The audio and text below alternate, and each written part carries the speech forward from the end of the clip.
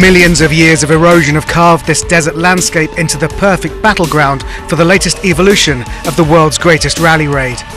And despite being dwarfed by the arid Arabian geology, the cars bravely enter into the unknown. A year after finishing as runner-up in the mini-team, two-time Dakar winner Nani Roma has given himself a lot to contend with, as well as the brand new route in Saudi Arabia.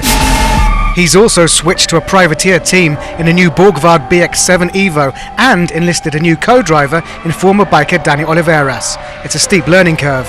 He's outside the top 10. The man with the accolade of being the first Dutch driver to win a stage of the Dakar in the car category, Bernhard ten Brinker, is tackling this rally for the 7th time. And with the Toyota Gazoo Racing Hilux under him and co-driver Tom Kilsool, he is hoping to finish for the first time since his top 10 finish in 2015. Looking good at the moment, 7th on the stage and 8th overall.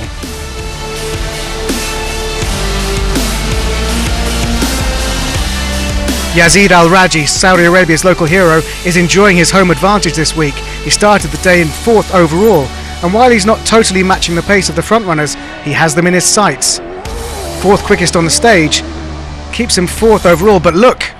Fernando Alonso making himself a bit of a moving chicane there, nearly spoiling the party for Yazid. In fact, the F1 and Le Mans champ also found himself getting muscled out of the way by Orlando Terranova. A real Dakar education for Alonso. Orly himself was rally leader after stage 2, but had to concede places to 2 former winners. Nonetheless, the Argentine driver is going strong in his John Cooper Works X-Raid 4-wheel drive Mini. 9th quickest today, 5th overall, but being dropped for pace by the leaders.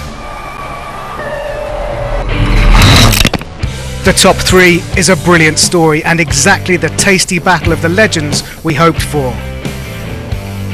Carlos Sainz started the day as rally leader, the mini buggy proving strong and fast. And despite a hiccup mid-stage, El Matador kept up the pace. But incredibly, he was only 3rd quickest at the end. We have ringside seats for a heavyweight battle, and it's being played out in the most incredible canyons and wadis.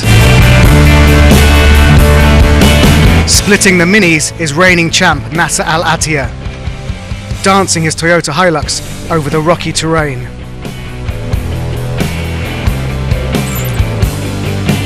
There's a bit of sand in there too.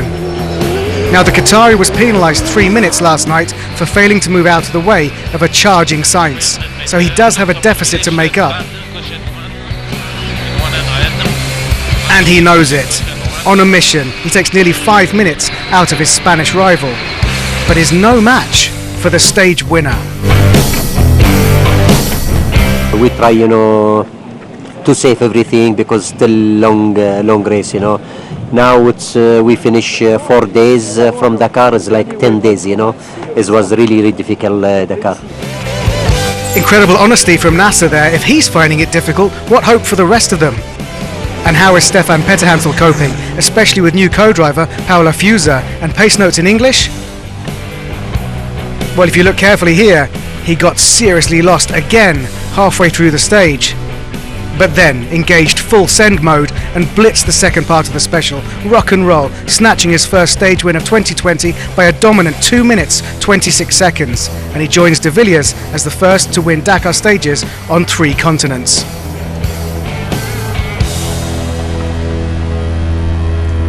We got lost once, we got a puncture. It was not the perfect stage, but it's not finished. At least it's good to win a stage.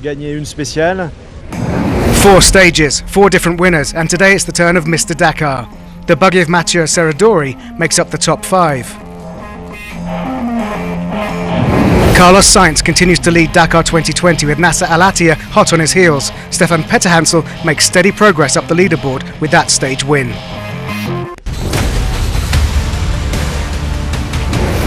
Onto the SSVs, where Sergei Karyakin continues his consistent run. The Russian, who won the quads back in 2017, was running with the 5th fastest time at the final waypoints. Things also looking good for young Polish driver Aaron Domzala, who's getting his first taste of the SSVs this year. He was in the lead after the neutral zone, the winner of the opening stage. although he did struggle a little bit in the final part, dropping a couple of minutes, but still looking good. Now, one man who has certainly adapted well to the Dakar is Austin Jones, the 23-year-old American on course for his best performance so far. He was in third spot at the 346-kilometre mark. And just ahead of him, fellow American Mitchell Guthrie, who seems to be enjoying his maiden Dakar as well, doing wonders in the OT3 and flying high in second place. But no question about the country of the day, it has to be Chile. After Nacho Cornejo on bikes and Ignacio Casali on his quad, defending champion Chaleco Lopez was set to give his nation a third stage win in one Dakar day.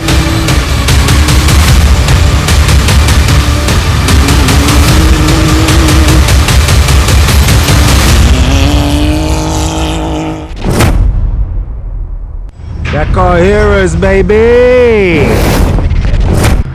So what are we starting with? A jump. And my mother thinks I'm having fun. So does your wife.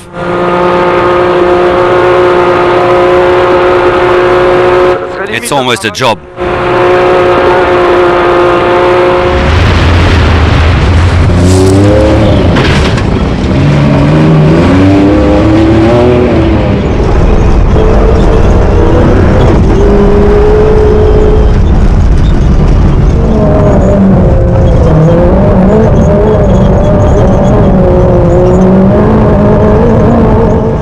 Look how beautiful that one was. What? The rock? You want it for your garden? Every morning you can pee on it.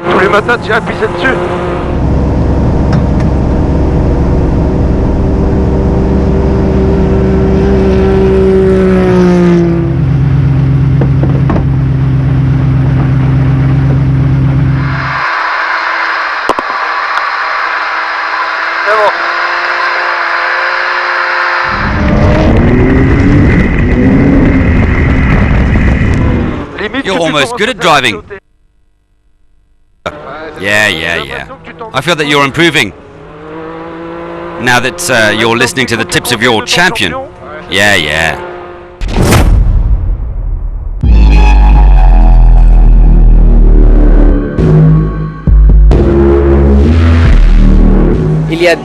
Ten days ago he was on the ice. 3 days ago he arrived in Saudi Arabia like an adventurer, and now above all he's a competitor.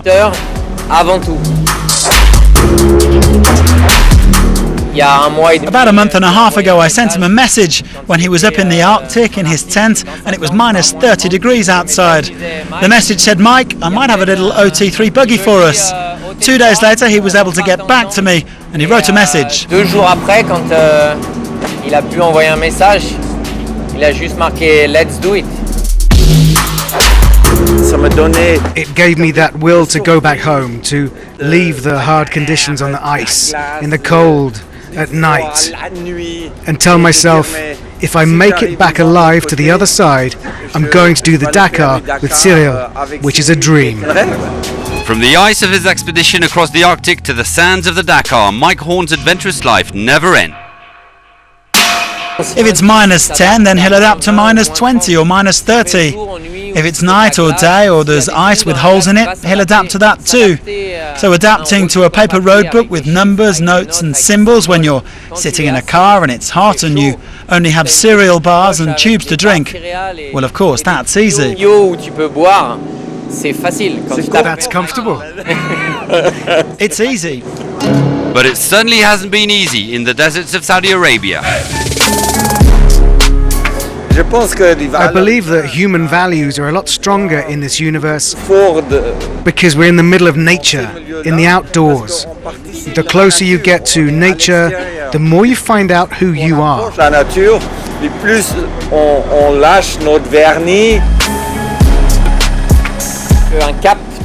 A Cap 300 in the desert isn't a Cap 300 when you're in a boat on the sea. It's a direction that you take by avoiding obstacles. And obviously he can't learn all of that in just 2 days. But at the same time he's a real competitor, and I've been able to see that. personne participe. No one sets out to lose. Certainly not us. Pas nous non plus. Mechanical issues on the way to Neom forced them to retire from the official race, but they were still all smiles. Moi, j'arrête pas. I'm not Jamais stopping arrêter anything. quelque chose. Never quit. The same goes for Cyril. It isn't in our vocabulary. In terms of racing, it's over, but their journey continues outside the official standing. On this Dakar, 40 riders were registered in the original bimodal class for competitors with absolutely no assistance. While 34 remained in the race at the start of the day stage, Romanian Emmanuel Guienez leads the way. The KTM rider, who already finished 14th in the bike race back in 2016, has an advantage of over 50 minutes on his closest rival. For the first time in the history of the Dakar, a biker from the Kingdom of Bahrain is competing. A rather tough first experience for Salman Hamad on his Husqvarna. Really, it's more difficult because it's first for me, but I try to do with that and I finish inshallah in the finish line in the last stage. The 32-year-old currently stands in 102nd position. It's been a tradition over the last few years. The T2 class belongs to the Toyota Auto Body team. Like last year, Frenchman Christian Lavier leads the production car standings that he conquered in Peru for the second time. And, like on the previous edition, his closest rival is his teammate Akira Miura, who is just 6 minutes behind.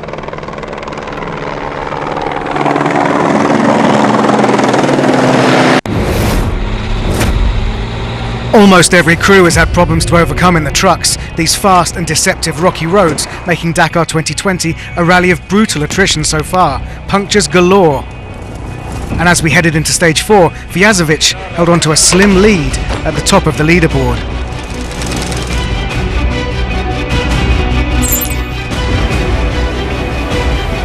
But today was not to be his day. He could feel the blue lightning of the Kamaz team approaching. There's a long way to go, but right now the favourite and reigning champ Eduard Nikolaev has over 50 minutes to make up if he hopes to get his 4th consecutive Dakar win.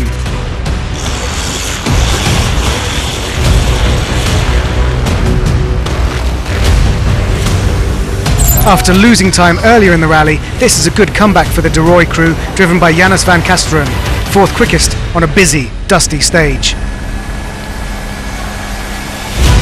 Out of nowhere, Dmitry Sotnikov really found pace in the second half of this special, posting a 3rd quickest time in his Kamaz. And this is quite a comeback for the 2014 Trucks winner Andrei Karginov. He was absolutely smashing the stage, beating everyone by minutes until the last split. Nonetheless, he catapults himself past Vyazovic into the rally lead. But of the 3 Kamaz drivers at the sharp end of this race, one might expect that it's young gun Shivalov leading the way today. He wins his 2nd stage of Dakar 2020. No rest for the Dakar yet. The caravan continues east from Alula to Hail. Stage 5 sees the return of big sand dunes as well as rocky landmarks en route.